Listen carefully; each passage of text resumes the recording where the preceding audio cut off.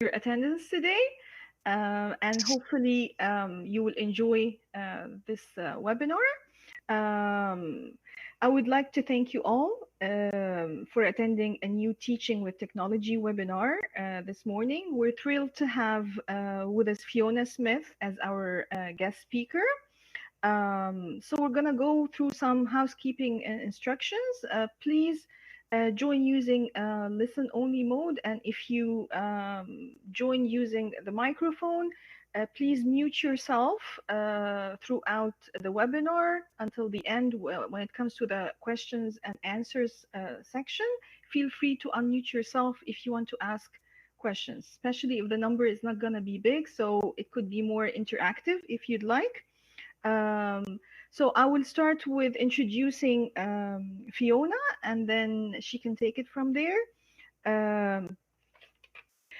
Fiona is one of our valued e-volunteer e-tutors who has been volunteering with English Online for the past 3 years. We're very grateful to have her with us, and I'm sure all her learners are quite happy and lucky to have had her. Fiona holds a master's degree in education with a focus on inclusive distance education from Athabasca University. She is a Winnipeg-based equality, inclusion, diversity, and accessibility consultant. She's also a writer and artist, quite talented, and she is also an international human rights advocate. She will be presenting for us today, Digital Inclusion and Accessibility, a guide to inclusive e-learning. I hope you enjoy this webinar and find it useful. Thank you. Fiona? Thank you. Pam, just a second. I don't see on the bottom of the screen here my ability to move the slides forwards and backwards. What's going on here? Second.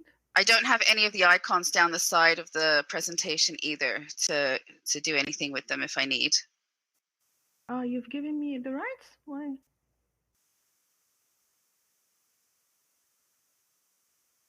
Of course, it looked fine when we logged on early and put this in, didn't it?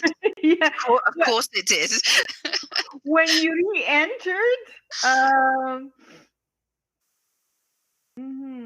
do I need to reload it maybe? Just a second. Sorry, everybody. I'll be with you momentarily. Oh, there. I see it now. I see them now. There they are. I adjusted something. And okay. Okay. Oh, there we go. Okay, phew. All right. So, hello, everyone. Thank you very, very much for being here on a Saturday morning. And thanks for having me. I'm going to turn off the camera off of me because I'd like your focus to be on the slides. And I will get things underway right now. I just would like to say if at any point during what we're doing you have anything that you'd like to add or say, please use the messaging system down in the corner. I'll keep an eye on that. We'll keep an eye on that. And Pam, if you see anything there that I haven't caught because I'm talking, feel free to jump in and say it's there, okay? Sure. Thank you. All right, so turning my camera off now and we'll get started. Okay.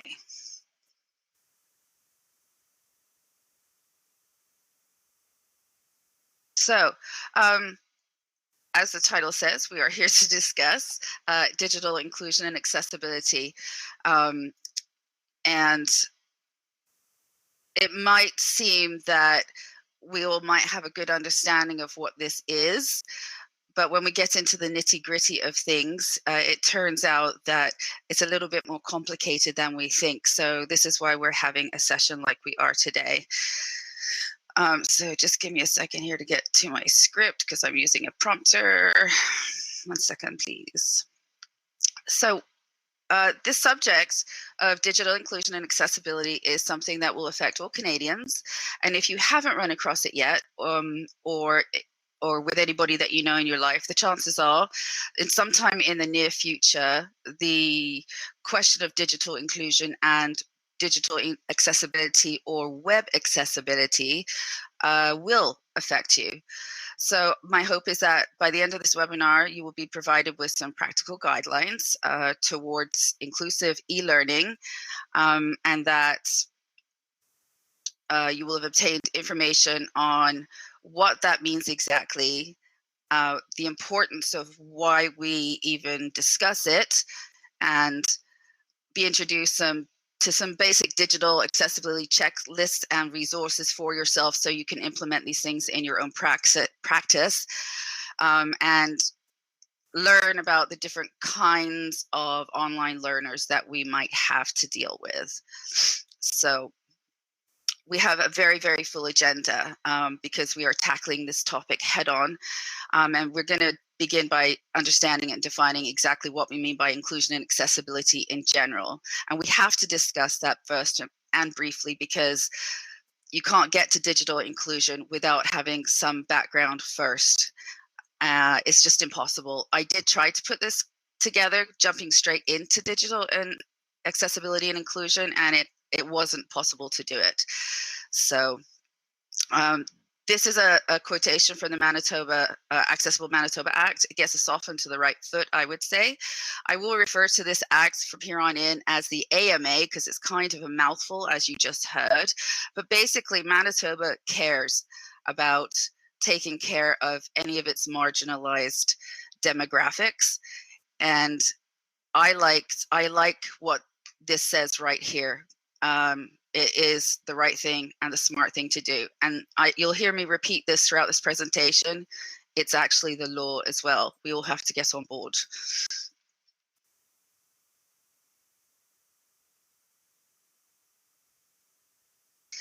So I've put this slide here with the catchphrase, ensure you are open for everyone, because during this presentation, I want you to know that when we say accessible, what we are really saying is including as many individuals as possible in everyday or online activities.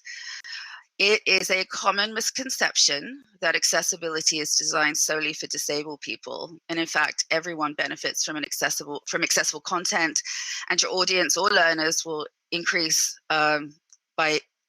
their learning and gain so much more, and be able to use technology and your content on different platforms without fewer constraints if it's designed well. So in the first few pages of the Accessibility Manitoba Act, sorry, my prompter's not behaving, give me a second here. And I'm dyslexic, so I have to have a prompter, sorry. The first standard to be enacted is customer service, and they've adopted this catchphrase, assure you're open for everyone. And then these specific activities, I've bothered to put them here because I just wanted to show you the sort of wealth and scope of kinds of the places and things that we're talking about for everyone, not just persons with disabilities. And this includes our newcomers, because we don't often think about places and the ways that people might encounter barriers. And this is another word that you can hear me say a lot in slides ahead, barriers. So to my mind, we really need to be embracing this concept, whether we're talking customer service or our attitudes. Ensure you're open for everyone. It sort of says it all. And actually, if we have one or more employees in our business or nonprofits, it's the law.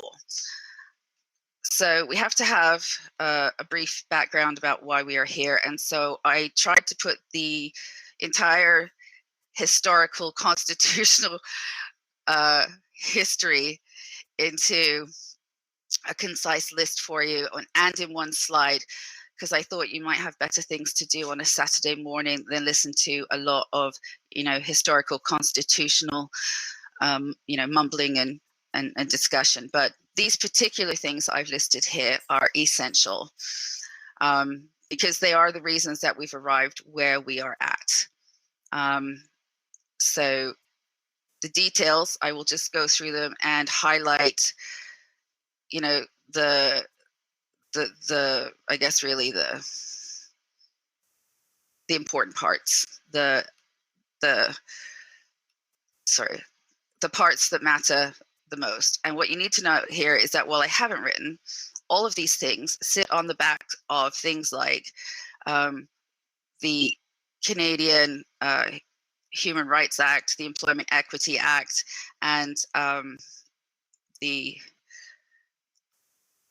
Canadian Charter of Rights and Human Freedoms. So, in 2010,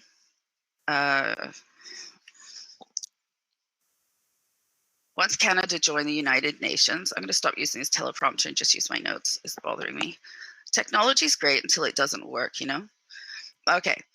Once Canada joined the United Nations and its Convention on the Rights of Persons with Disability in 2010, we, as a nation in Canada, committed basically to the protection and promotion of rights and dignity for persons with disabilities without discrimination and on the basis of equality with all others. Ontario was the first province to enact provincial legislation regarding accessibility for its citizens, followed closely and proudly for me, because I live here, by Manitoba, and thirdly by Nova Scotia. Other provinces have plans to follow shortly, and they are very much getting on board. I happen to know that British Columbia has stuff in the works right now, as do, I think, the Northwest Territories. So then in December 2013, the Accessibility for Manitoba's Act was passed unanimously, and that's important because that means everybody's supporting it, with the goal of significantly increasing accessibility in Manitoba by the year 2023. Compliance with the AMA is guided by 5 accessibility standards. And those standards relate to customer service, employment, information and communication, transportation, and design and construction. So the first rollout was customer service, and that list that I showed you with ensure everyone is open, that list came out of the customer service standard. Employment has been the next standard to be implemented, and they may have put that one through because it aims to remove and prevent barriers that affect current and potential members of Manitoba's labour force from participating.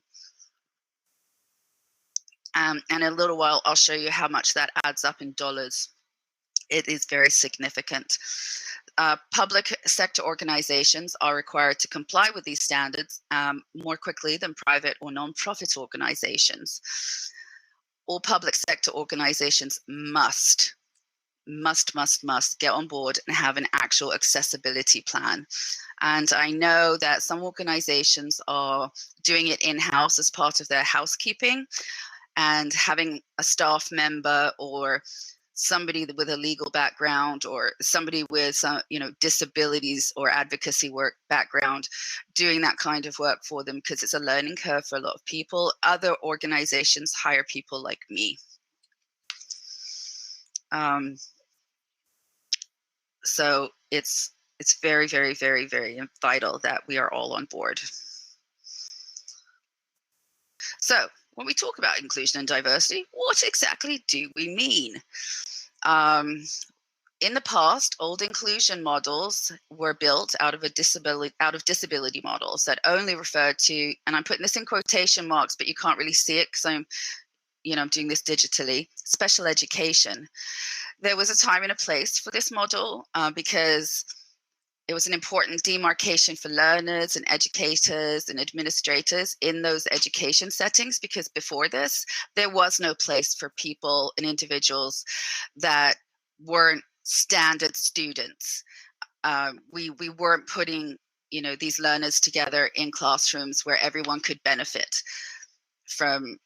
Well, they've done studies, as I know lots of people know as educators, where there's lots of pros to having those combined classrooms with kids who have a need for EAs and their special needs. And so special education has had a place, and it's been an important place. But now we've moved beyond that, and we've moved beyond the assumptions that were built into that special education model.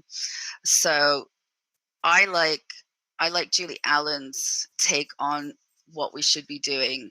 And she says that today we should be seeking out theories of inclusion, which are tied to the development of ethical considerations, where each of us are personally and ethically responsible for developing, personal ethics associated with the acceptance of inclusivity.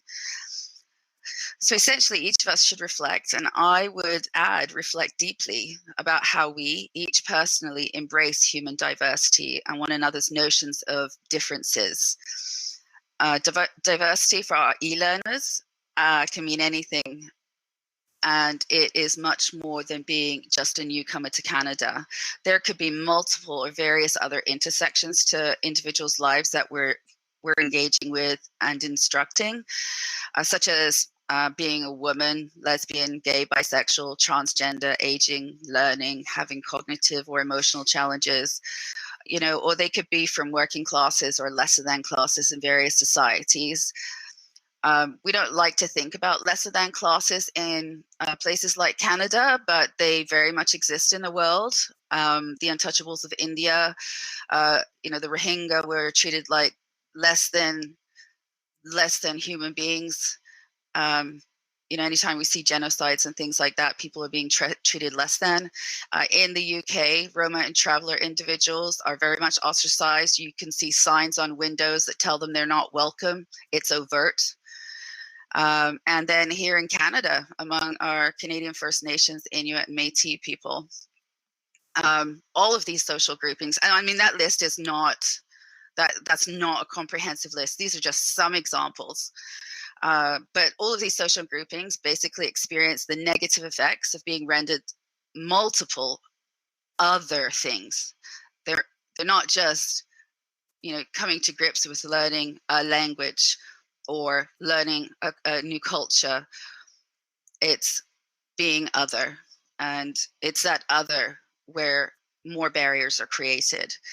So it's important to consider that our online learners are never just one thing. They're never just an English learner from Iran, South Korea, or Afghanistan, or Spain. They could easily be from any other number of intersections that create barriers for them. So, when we look at things in those terms, I don't think it's too hard for us to think that, yes, that's possible, because, I mean, how many barriers do each of us carry that no other individuals realize? So in creating our content for people and individuals, we need to take that into consideration very, very much. Because by aiming to remove barriers that create undue effort and separation for marginalized or other individuals, it enables everyone to participate equally, confidently, and independently in everyday activities. When people participate, their access is not denied and they are included. So accessibility, what exactly do we mean by that? So recently, Teresa Harvey Pruden reviewed the proposed AMA and concluded that a fully accessible province for Manitoba is one that accounts for and plans with accessibility in mind for all of its built environments and otherwise. It allows for interaction and engagement of its members. It reduces social inclusion and improves mental health for people with disabilities. It increases economic gains for local businesses and improves physical health opportunity and outcomes for all. And she says that, and she backs that up with some statistics. So that's something that you can read if you want on your own. I've put the link to her report at the end of this presentation. But what it means is participating in an online world as well and in a digital environment, which is the focus of this presentation. And we are just about there now to talk about it with this background completed. But first, we have to talk about barriers. I was very shocked to learn 1 in every 6 Manitobans encounters some kind of accessibility barrier. I'm not sure about each of you, but at one of my family gatherings, that means at least 4 people are sitting beside my auntie's pool who are experiencing barriers of some sort. We might not talk about it, but they're present. And so to that end, their access is actually being denied in some manner, in some way in their life. Section 3.1 of the Accessibility for Manitobans Act defines a barrier as anything that interacts with a physical, mental, intellectual, or sensory impairment in a way that may hinder the person's full and effective participation in society on an equal basis. So there are 5 categories of barriers identified in the Act, and for each one, and I've written them here for you, I do want to take just a minute to define them and give some examples because they're important. So attitudinal barriers result when people think and act based on false assumptions. So for example, a staff member talks to an individual support person because she, he, they assume the individual with the disability sitting right there in front of them will not understand. And it's the same with an individual who is a newcomer to a country who's speaking, say, English or another foreign language in another country, and the person around them who's listening believes they can't possibly speak the mother tongue at all, and so literally just stands there like this person isn't actually speaking the language, the new language that they are speaking. This last example is something that I experienced when I was working and teaching in Japan. I became pretty fluent by the time I left there, so much so that I wrote my own newspaper article once a week, and I was teaching my own classrooms on my own because my school and my Board of Education trusted me to do that because I could grade and explain what needed to happen in Japanese, while I was teaching English. But there were so many people that just when they listened to me speak Japanese, didn't understand a word I said and treated me like I was speaking basically Russian or something else. So that is an attitudinal one. Informational and communication barriers. While one label and while working together, these are counted as 2 barriers, not one. And these barriers are created when information is offered in a form that suits some, but not all of the population. So an example of this is print that's too small or in fonts that make it impossible for some people to read, say in English or French, at a level that's too complex for learners at any level. So, any way that you can stop people from actually reading or engaging with the communication or information materials. Technological barriers occur when technology or the way that we use it or the way that it's used cannot be accessed by people with disabilities, or people in general, but because people with disabilities are not the only people that encounter issues with technology. So an example is websites that are not accessible to people who have, say, low vision or who are dyslexic and use something like screenreader software. This happens to be a big one for me because I'm dyslexic, and that's one of the reasons I am driven to care about digital access for everyone. Systemic barriers are policies, and this one is kind of an ugly one because it can be insidious, and this is why it has to be out in the open and we have to do things properly. So systemic barriers are policies, practices, and procedures that result in some people receiving unequal access or being excluded. So an example of this are things like job descriptions that are exclusionary based on things like requiring a driver's license when the job clearly does not have any element to it where driving is required. A lot of persons with disabilities and transportation issues, things like that, are cut off from applying for work like that because they don't drive. So that is one way that people have been able to exclude certain demographics of individuals from the jobs. That kind of behavior is no longer tolerable. So we might find that our e-learners, language is not the only barrier. There could be multiple other reasons for barriers for them, especially those escaping traumatic experiences in their home countries, who now live here and are learning English. We always have to consider the whole person. When we do that, that's an inclusive practice. So in general, there's principles of accessibilities. I didn't make this list up. it belongs to the web accessibility people who make this stuff up. It's a checklist and applies to the digital and the real world. What's important about this is that Section 2.2 of the Accessibility for Manitoba Act identifies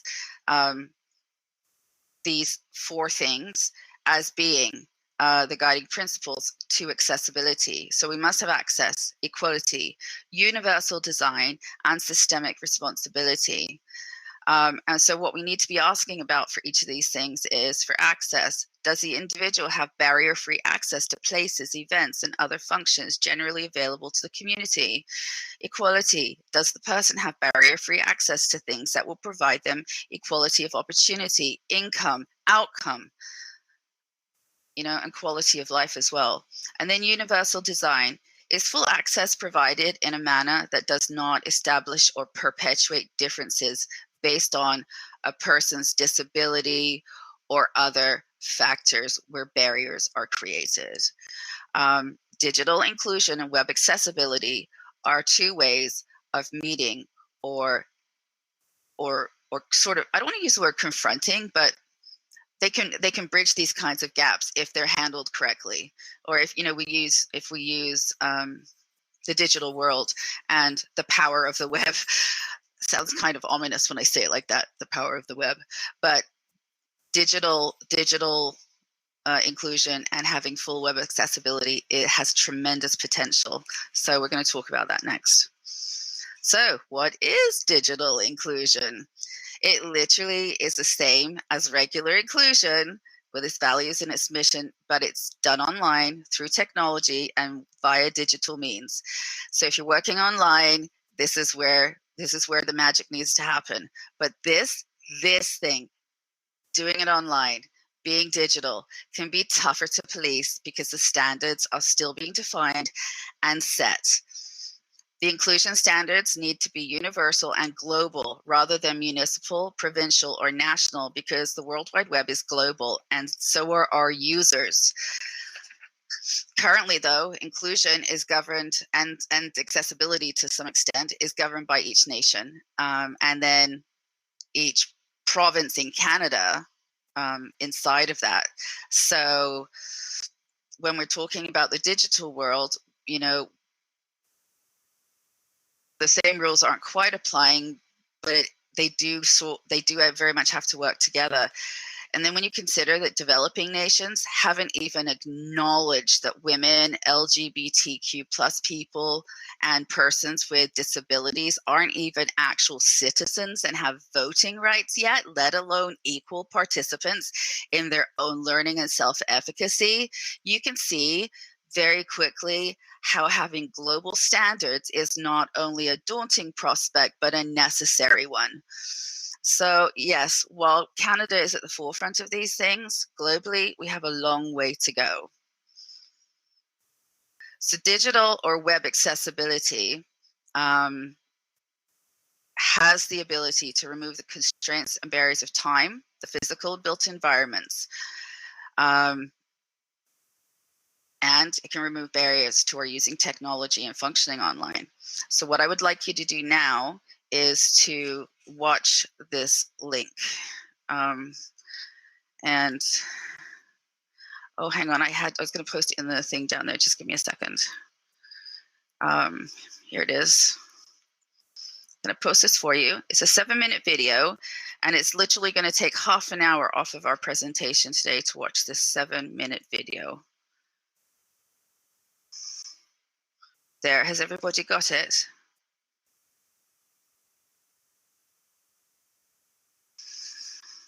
Thank you. So about 7 minutes, if you could all just come back and let me know that you're back and that you've seen it, then we can move on. And I will just wait for you to watch it, please. Thank you.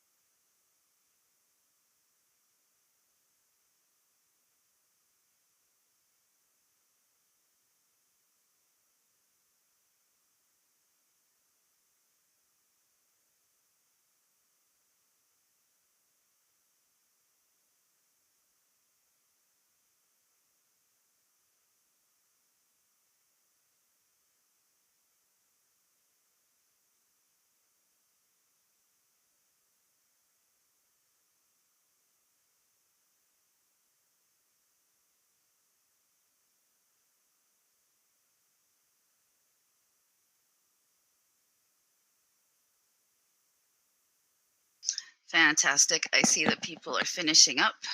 We'll just wait for everyone to be done.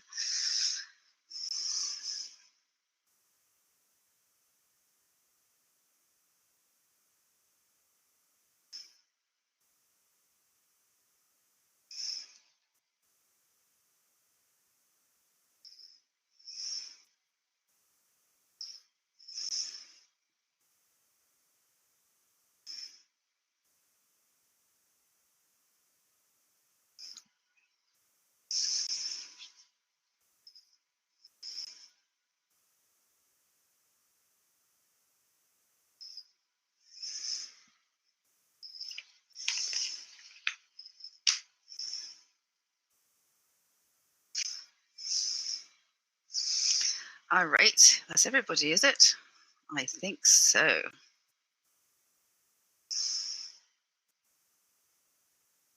All right. Pam, you've watched the video already, right? Yes. Okay, fantastic. Okay, so everyone's good. So as you can see from the video, there are a lot of reasons why we might need to have web accessibility, good digital accessibility. Sorry, I mumbled that, digital accessibility. So we're lucky there are guidelines for how to make our websites and online presence and our content accessible to a wide range of audiences. And we will be discussing that in a couple more slides in detail. So the long and the short of it is that we can't assume that everyone seeking digital access has a disability, but for those that do, it is prudent to ensure that our content and our social media, website, etc., is fully accessible. So to recap, there's 3 good reasons for inclusion and accessibility, whether it is digital or in person, and that is everyone's removal of barriers, so everyone is including and can participate. And there can be so many reasons why a person encounters barriers, many more than I've listed here. But I wanted to list some things that might be going on in the lives of, learners that we have or people that we know. This list is by no means complete. It is not exhaustive. I am sure that and have learners in your practice that have barriers that you could add to this list. Feel free, if you want to, put them in the comments if you feel that they would be useful for us to discuss. But I'd like to draw your attention to the blue writing at the bottom, where we're looking at between 4 million Canadians with disabilities and nearly 1 million newcomers and immigrants. Sorry, I just lost my page in my script. Between 2018 and 2020. So what does that mean exactly? Well, how about we look at what it costs, or rather, what is it costing to Canada? When you look at those 2 specific demographics alone, $40 billion that could be in the Canadian economy by having persons with disabilities participate. An additional $10 billion by having our newcomers participate.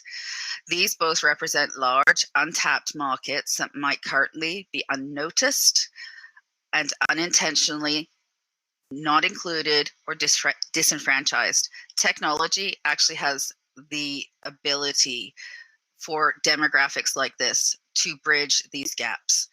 And because it is the law, it is essential that organizations and individuals get on board and fully learn what inclusion and accessibility initiatives, both in the traditional and digital world, require of us.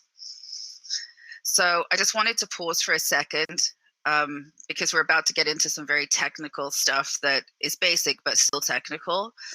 And I just wanted to ask us all for just a minute to consider in our online instruction, and the perhaps informal Canadian culture counseling work that we do, if our e-learners are having or in-person learners too are having experiences where they feel included, where they feel like they're actively participating and they feel like they belong here in Canada, or in their learning with us, and in general, actually. So my question to each of you is, how would you know? How would you know? Do you know?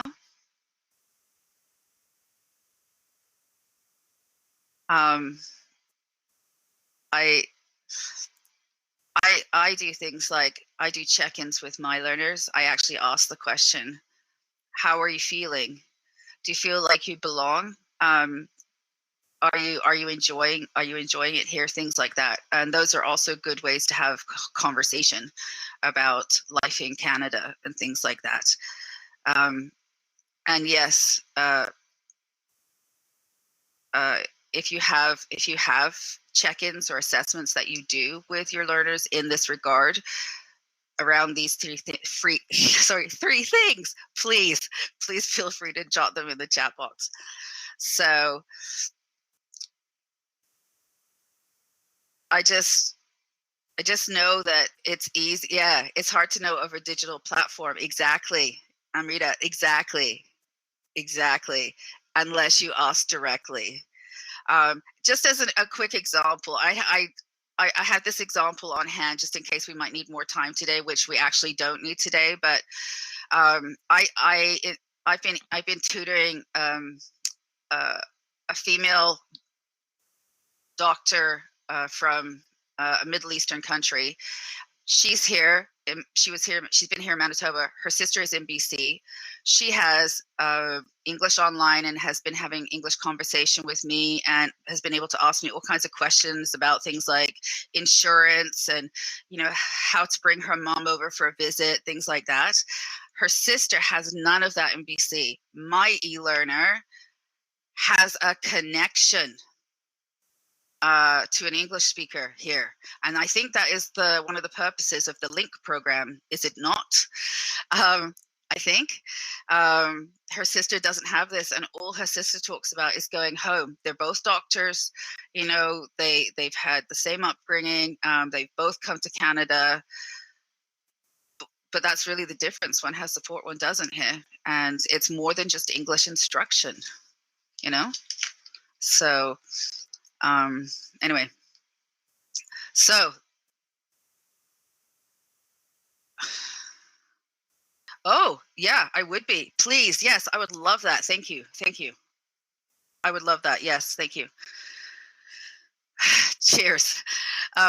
So when we're looking at digital inclusion and actual best practices for web accessibility, there's some things that we need to understand. So not everyone can access the online world with ease. I know watching my mother try to learn it a few years ago was kind of amusing because it was my mother, but boy, her frustration was real. She's got it now, but so we've implemented something called universal design, and you've seen me mention that a little bit earlier. It's part of everything that gets done, especially in a digital world. So if you don't already use it, you don't already know it, I'm sure you all do. It matters here as well. So when we implement universal design for online content, what we are doing is ensuring all of our potential users, including persons with disabilities and language problems, not problems, but language challenges, or any other number of barriers that could be there, have positive and repeat positive user experiences and are able to easily access the information that we want them to access. And that is what we mean by being inclusive. Universal design means considering people's diverse needs in the initial stage of product, event, or content development. And the goals of universal designs are to eliminate barriers, like I said, and just improve access for everyone. With technology in the digital world available to us, online collaborative engagement and participation has the potential to be every bit as effective and as intimate as meetings and participation in events that occur face to face. And this works if the digital world is fully and repeatedly accessible to its users. This is an example of inclusive practice, and this helps people feel like they belong. I had this kind of experience all the way through my online degree at Athabasca University. So when we implement accessibility best practices, we are also improving the usability for all online users, and that's a world that we can all live in. So to that end, all websites and online content benefit, and it's down here at the bottom, and this is what we're getting to now, and this is the important stuff, super, super important stuff. Not that the other stuff hasn't been important, but this is the juicy stuff. All websites and online content benefit from adopting and applying the Web Content Accessibility Guidelines, otherwise known as WCAG 2.0, and there's a 2.1 version that we work with at the moment. So what are they? Created by the Worldwide Web Consortium and the Web Accessibility Initiative, these guidelines cover a wide range of recommendations for making web content more accessible and is considered the gold standard in web accessibility. These standards apply to most websites and appeal to a number and a broad range of individuals with various kinds of barriers. And so I've listed 4 things here because these standards assist everyone, and they're not limited to these 4 things, but these are some of them. The first one, on website language translation that is pre-recorded or fixed with dialogues or monologues, is fantastic. But what I want to bring your attention to, like there is language translation apps. And this is part of add-ons or what is called extensions. I'm a big fan of Chrome and Chrome's accessibility add-ons or extensions. They're free. Most of them are free. There's a link to basically the shop at the end of the presentation.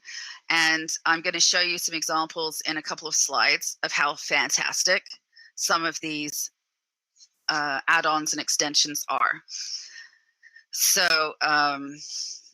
you know, if they're not easy to download and they're not easy to use, people aren't going to want to use them. I get very frustrated with technology if it's not user-friendly.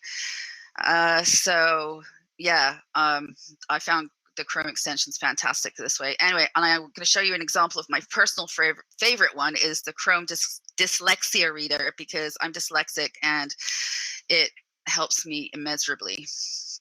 So within this WCAG, there's 3 levels of compliance: A, AA, AAA, and the higher your level, the more compliant you are, I guess. The more success you're having with your compliancy is really what that boils down to. So why does this matter? Well, the proposed Bill C-81, or the Accessible Canada Act, the bill mentions information and communication technologies, or ICT, which includes digital content and technologies used to create it. And that means it is largely expected that the requirements will follow these specific guidelines as laid out in WCAGs 2.0 and 2.1. These standards have been in the works for a number of years now, and there are a lot of individuals that go into making the standards what they are. I've gone to school with, and I've given some input into this, but I have, you know, my colleagues were running some of this, but it's been a global initiative. It's fantastic. Anyway, the 3 levels. The higher the level, the more restraining it is on the design, but the better it is for individuals' engagement with the content online. I've put a website there down at the bottom as an example of a website that through the whole website, no matter what page you're on, is in good compliance with the WCAG standards. Their whole website is a AA site, and it's quite a big deal to be able to get your whole site to a AA level. Very few places have the AAA rating on the whole site. There's elements of AAA on a lot of sites, but most hit the AA. So that sort of gives you an idea of how exacting these standards are and can be. And AMI is an organization that provides closed captioning television for visually impaired individuals and such, or people that like closed captioning, hard of hearing, things like that. There's lots of reasons for wanting closed captioning, including learning English, quite frankly. That's how I learned Japanese. So it's one of the things I encourage my students to do, is put on the closed captions when they're watching television. So this company has sorted it out. I've put links to full WCA CAG 2.0, 2.1 references and guidelines for this compliance in the resources section at the end of this presentation, as well as other links to other checklists that promise to help with the ease of learning the complexities of this full compliance. But I'll say this, we're learning some basics today, but there's a reason that organizations hire people like me, because there is a lot to it, but it is worth learning the basics, and that's why we're here. So here, this is an example. This particular company is called WebAIM, and Access in Mind is what AIM stands for. This is just one page of 8 that I found online when I was looking, and I'm showing it to you because it is so detailed, and it's user friendly, the checklist, but it's not the full compliancy. It's just to get you started. Like, this is a very basic one, and you can already see how detailed it is going into it. It's not that it's impossible to learn, because it isn't. It's just a lot, and it takes a lot of time. And to my mind, it's a little bit like English with the rules. Always do this, except here, here, here, and here. Oh, and here. So I just wanted to show you what a list looks like, but there's a link to this checklist too, because it's quite a good one at the end. So what I did here is, over the next few slides, is put together the best basic digital accessibility checklist this is from experience and from other people with experience, putting the most basic stuff together. So I've amplified 1 or 2 elements inside of this list that you should be checking for, just to show you some of the things that we should be looking for in detail as well. So taking a little closer look at what we're tackling, it seems obvious once it's pointed out, text and contrast, but in a nutshell, some people can't read text if there's not sufficient contrast between the text and the background. So for example, light gray on text on a light background, as seen on the left window here. High contrast, for example, dark text on light background or bright text on dark background, is required by some people with visual impairments, including many older people who lose contrast sensitivity from aging, while the polar opposite can be said of others, like those with reading disabilities such as dyslexia, who require low luminance in order to find, something readable. And it would need to look more like this. So I have trouble with the example that we were just looking at, but I can read this. We're all different, and that's what we're trying to say here. There's individuals that each have their own thing, and what we need to be doing is creating places and options where people can still learn it.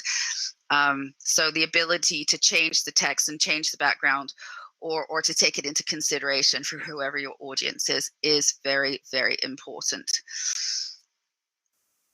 And at the bottom here, I just put this. This is one of the things you have to consider. It's a rule that must be adhered to, but you must have a contrast ratio of at least 4.5 to 1 if you're going to hit the level AA, and 7.1 for AAA. And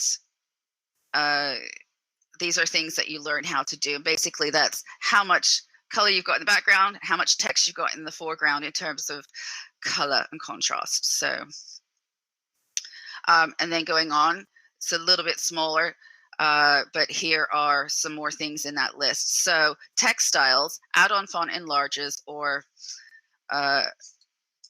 dyslexia readers, and there's an example of that on the next slide, are fantastic as well. But I'm going to draw your attention over here to the alternative text first. This picture is from the homepage of English Online, and this is what we call alternative text because it's used by individuals who, for one reason or another, can't see the image, and so they still need the image conveyed to them in a way that they can understand. So right here, the description is read out to them instead of them being able to see the picture itself.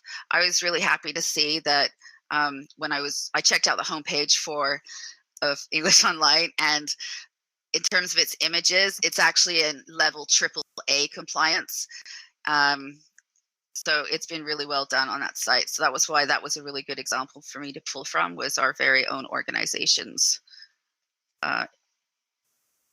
front page. So the rest of these things are all things that you can find. They're listed on the web accessibility checklist and stuff, and it's just a matter of learning it and then knowing how to look for it in whatever it is you're creating or have created already. So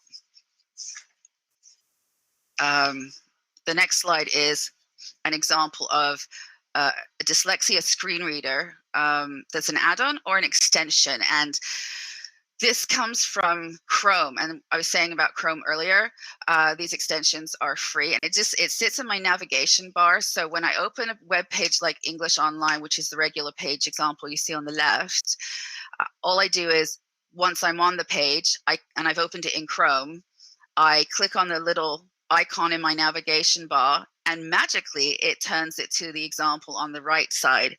As a dyslexic, it's taken away a lot of the busyness of the site, and I intentionally clicked around on the pull down menu here to show you that it doesn't just stay blank where the other points of menu that you need to go to are, that if you click on it, it pulls it down and you can see it just like everybody can automatically see it here. It's just that when there's a lot of things like this on a screen for persons with dyslexia, it's hard to read what you need to read. The font is different as well. In dyslexia world, there are right and wrong fonts to use. So this changes it automatically. So I have that going on my Chrome, which I open the majority of my websites in. And yeah, it gives me the ability to do that at a moment's notice. So that's something I can manage myself. And it's nice that Chrome cares about that and has done that and hires people to create solutions like that. But that is by no means the only add-on or extension that Chrome offers. They have a massive list of things that you could possibly think of. I also use text-to-speech functions and have my material read to me while I'm reading it, or to me just because. And you can get those as well. So those are free. I put links to that. So yeah. So here we are. We have concluded. Digital inclusion requires that we consider every person who might use technology, and there can be many and varied intersections to an individual's lived experiences. So in an inclusive world and an accessible world, we must take this into consideration. Not only is it the right thing to do, it is the law. So, and while this says conclusion here, we aren't at the end of everything, because what I want to show you is that I've given you several pages here of resources where you can go and have a look at the accessibility checklist, for example, or pull them and use them yourself if you need to. These are the actual pieces of legislation with the exception of the dyslexia friendly fonts. If you want to read up on the regulations that are attached to all of this. And then the University of British Columbia and the University of Victoria have taken great pains to make sure that, at least in their universities, they're being inclusive with the language that they use. And quite frankly, the rest of Canada should really be reading this and implementing it and using it, because they've bothered to write it down on paper, and they've done an excellent job of the kinds of things and the ways we should be talking about each other, so that no one gets hurt, and we are being as inclusive as possible. And then the 7-minute video you watched there, this is the Chrome extensions or add-ons. And then I added one more slide overnight from last night's webinar, because when we opened up the floor for questions, the first question was, how can I make the screen readable or help my learners with seeing what they can't see in Big Blue Button? And I did not know the answer to that last night, and today I know the answer to that. So the first thing we need to know is that Big Blue Button has very little in the way of actual web content accessibility compliance. So not to be put out by that, I went looking for, okay, what's compatible with it that will help learners? And in the end, what you really need to understand is that in Big Blue Button, you can't really create content in PDF formats and have it read any better than you are seeing it, unfortunately, because tutorial material is not actually accessible, and that's from their BBB's actual statement on accessibility. I think they have a long way to go. Maybe I should contact them. I don't know. Anyway, I hope that's helpful. I hope you've learned some things today. If you have any questions, now is the time.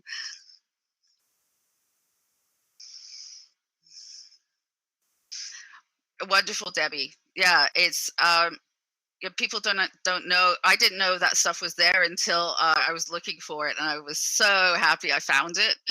So yeah, lots to offer there. There's even language. There's language, stuff that people have the option of popping it on their navigation bar, and it can turn a website into a different, into a full different language for you if you're learning this way or that way. So what's good about that, what Chrome understands there basically is that a lot of web content has already been built, and a lot of places cannot go back and redo it. So how can people access it if it was built long in the past? When we're building new web content, they can apply these web accessibility standards, but now, no. Anyway, there you go. Thank you. Thank you, everyone. Thank you, Amrita. Fiona and I would like to thank you very much for attending this morning's webinar. If you would like to request a certificate of participation, please remember to send me an email within 1 hour from now, and I'll be more than happy to send you one in a couple of days. And very soon, like in a week or so, I'm gonna post the webinar recording will be available and will be posted to our website.